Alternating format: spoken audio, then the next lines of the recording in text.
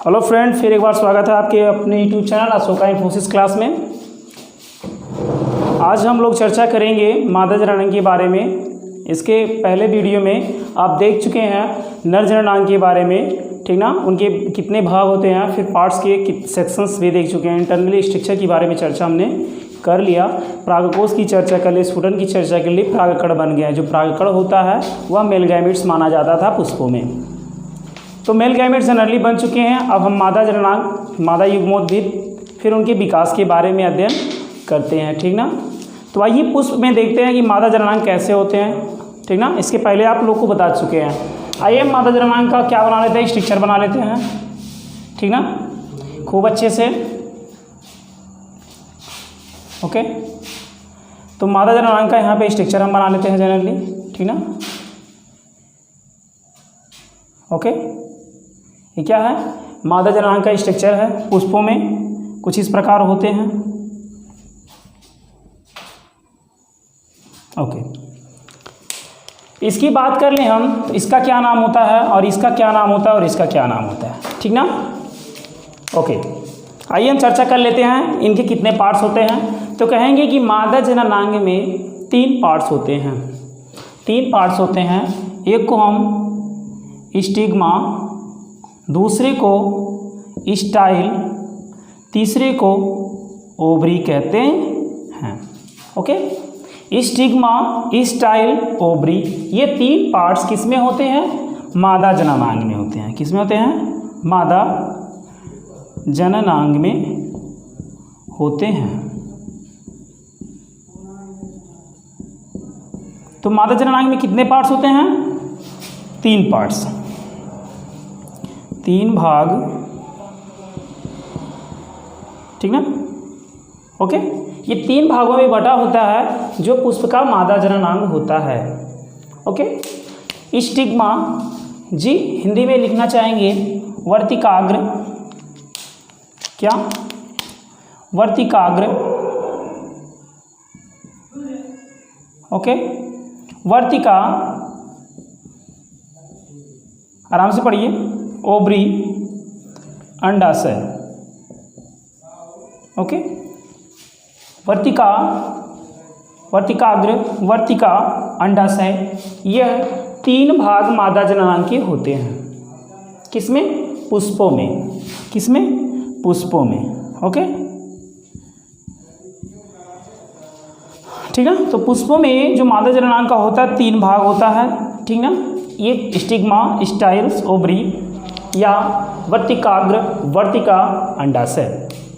तो अंडाशय में बीजांड भी होते हैं। क्या होते हैं, बीजांड होते हैं।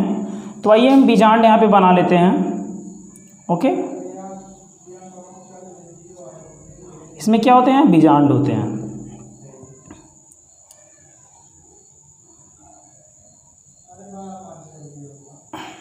ओके, इसमें क्या होते हैं, बीजांड होते हैं।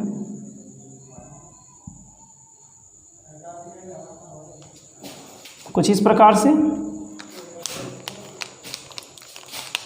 ओवरी में क्या होते हैं, बीजांड होते हैं।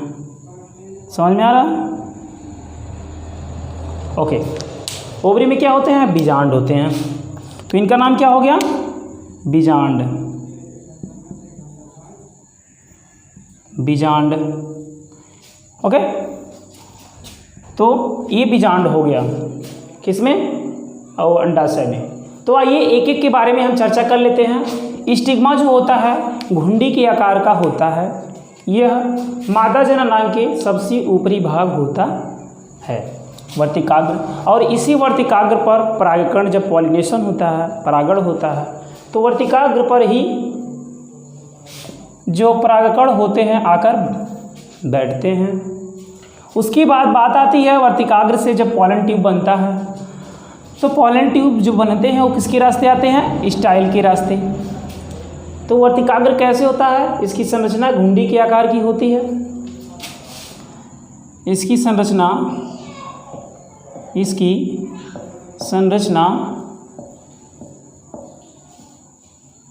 घुंडी के समान होती है, घुंडी के समान होती है। ओके, तो इसकी संरचना घुंडी के समान होती है। बात करें हम स्टाइल की तो कहेंगे यह एक पतली नली होती है, पतली नली होती है। ओके, यह एक पतली नली होती है।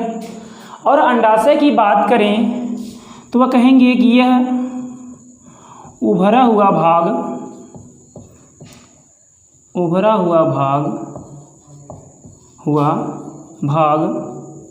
होता है। क्लियर? तो स्टिग्मा जो होता है इसकी संरचना घुंडी के समान होती है और स्टिग्मा पे क्या के परागकण आकर बैठते हैं। वर्तिकाग्र जो होता है यह एक पतली नली होती है। ओवरी जो होता है ये अंडाशय ये उभरा हुआ होता है तथा इसके अंदर क्या पाए जाते हैं? बीजांड पाए जाते हैं। ठीक ना, क्या पाए जाते हैं? बीजांड, इसको हम बोलते हैं ओव्यूल्स। क्या बोलते हैं? ओव्यूल्स बोलते हैं। ओके, तो ओव्यूल्स बीजांड जो होते हैं किसके अंदर पाते हैं? ओवरी के अंदर पाए जाते हैं। ठीक ना, तो बीजांड कहाँ पे स्थित होता है? ओवरी के अंदर स्थित होता है। तो यहाँ पे हम जनरली किसका चर्चा कर लिए? मादा जननांग की बात हम कर लिए। तो आइए हम यहाँ पे बीजांड होते हैं तो बीजांड के बारे में हम चर्चा करेंगे। आइए, ठीक ना, तो हम क्या देखेंगे? बीजांड की संरचना देखेंगे। ओके, किसकी संरचना देखेंगे? बीजांड की संरचना देखेंगे।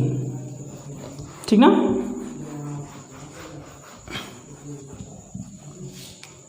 आइए बीजांड की संरचना की बात हम कर लेते हैं। तो यहाँ से हम इतना पोर्शन यहाँ से यहाँ पे ला रहे हैं। ठीक ना, तो बीजांड की संरचना देखेंगे। तो ये संरचना यहाँ पे हम पुट कर देते हैं, रख देते हैं। ओके जी, यहाँ से हम संरचना को उठाकर इसको बड़ा करके देखते हैं तो किस प्रकार संरचना हमको देखने को मिलती है। ओके,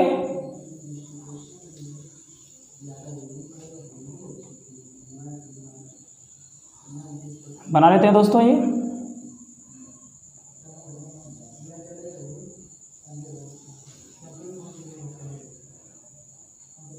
ओके, तो क्या है? यह बीजांड की संरचना है। ओके, इसको कुछ हम ऐसे कर देते हैं, घुमा देते हैं।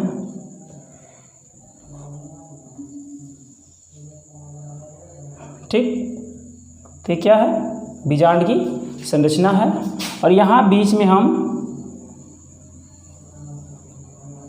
बना लेते हैं भ्रूणपोष को। ये क्या है? भ्रूणपोष है। और इस भ्रूणपोष में हम क्या देखते हैं?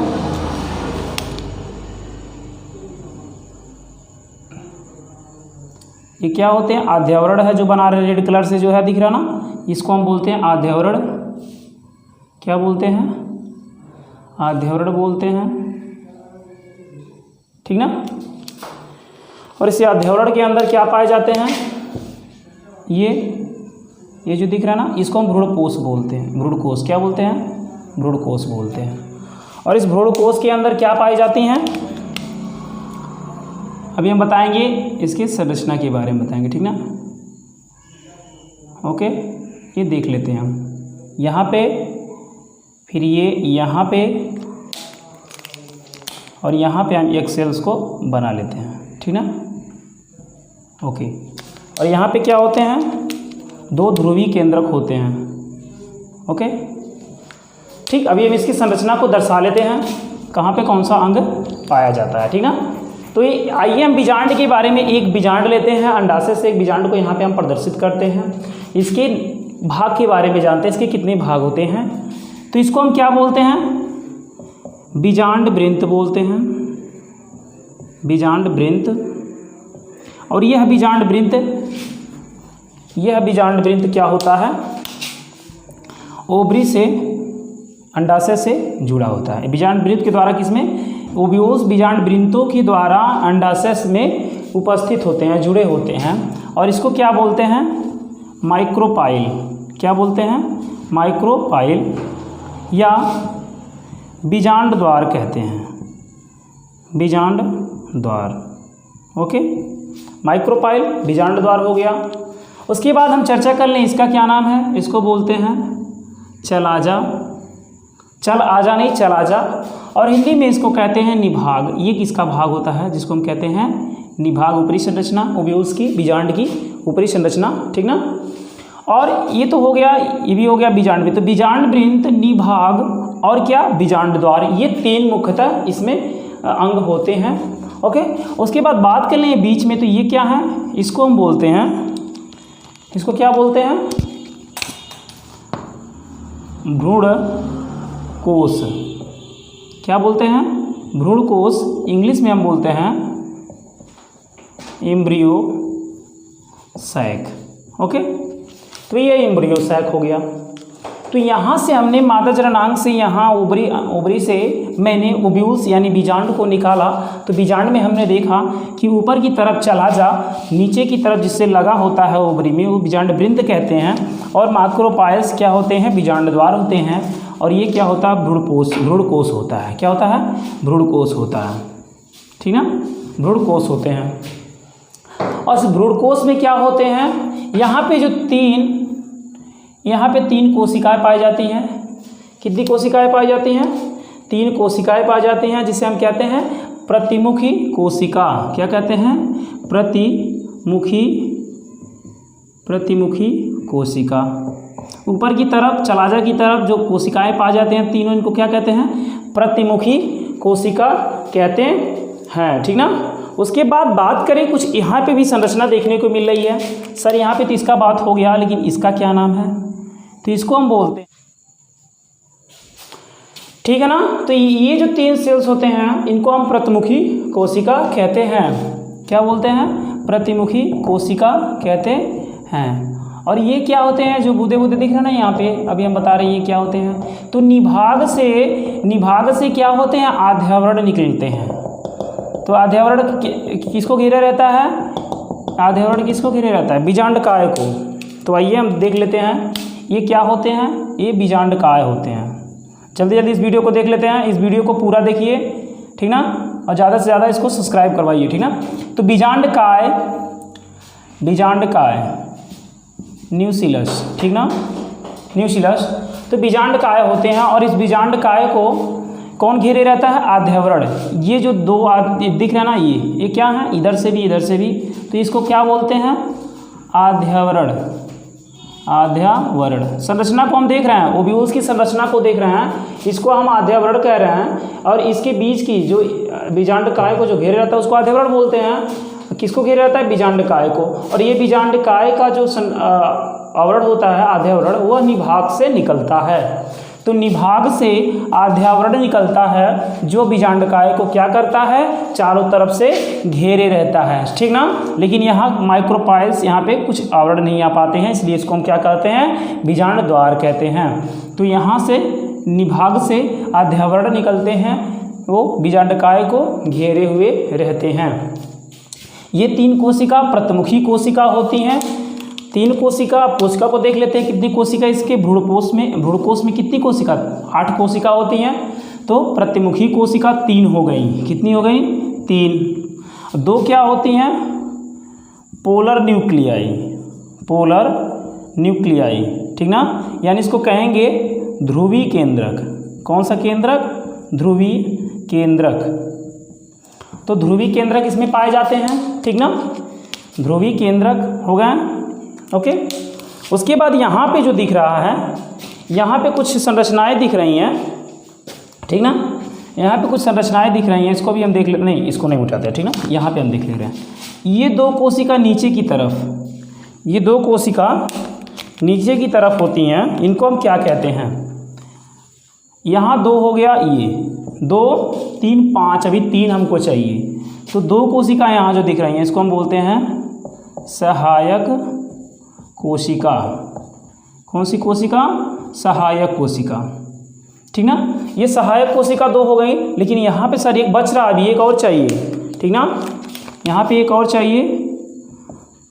ये पूरा वीडियो देखेंगे तभी समझ में आएगा, ठीक ना। और ये कोशिका, इसको हम देख लेते हैं, इस कोशिका को क्या कहते हैं, इस कोशिका को हम क्या कहते हैं, इस कोशिका को हम कहते हैं अंड कोशिका, ठीक ना, ओके। ये अंड कोशिका, या इंग्लिश में हम इसको कह सकते हैं एग सेल्स, एग सेल्स, ठीक ना, एग सेल्स।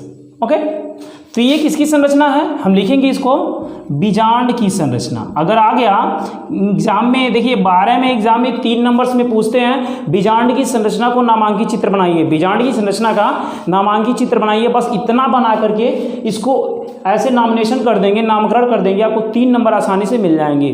तो फिगर्स को समझना है।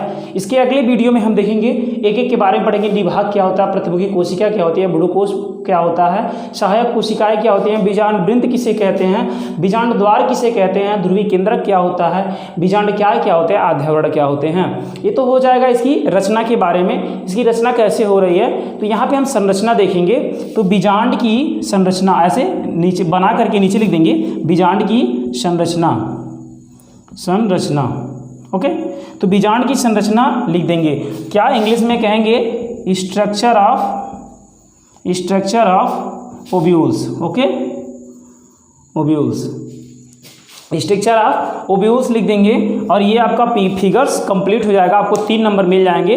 तो थैंक्स फॉर वाचिंग। ये पूरा वीडियो देखिए और ज़्यादा से ज़्यादा शेयर करिए, सब्सक्राइब करिए, फिर और अच्छा आपको वीडियो देखने को मिलेगा। तो यहाँ पे हमने चर्चा कर लिया, यहाँ से उठाकर इसको बीजांड को यहाँ पे चर्चा कर लिया। अगले वीडियो में इसकी रचना के बारे में देख रहे हैं, कैसे ये चीज़ें बनती हैं बीजांड में, ओवरी में। ठीक है ना, थैंक यू।